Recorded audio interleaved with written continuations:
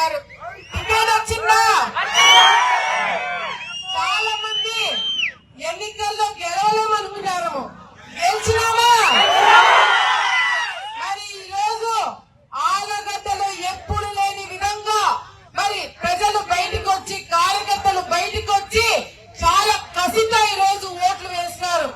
ఎందుకంత కసి ఉందంటే ప్రతి ఒక్క ఇంట్లో ఒక కేసు, ప్రతి ఒక్క ఇంట్లో ఒక ఇబ్బంది, ప్రతి ఒక్క ఇంట్లో ఈ రోజు బయటికి రానికుండా కేసులు వేశారు. ఈ రోజు పాటలు పెట్టుకొని నా ముందే డాన్స్ చేసే వాళ్ళు ఎవరు తెలుసా? కేసులు పెట్టించుకొని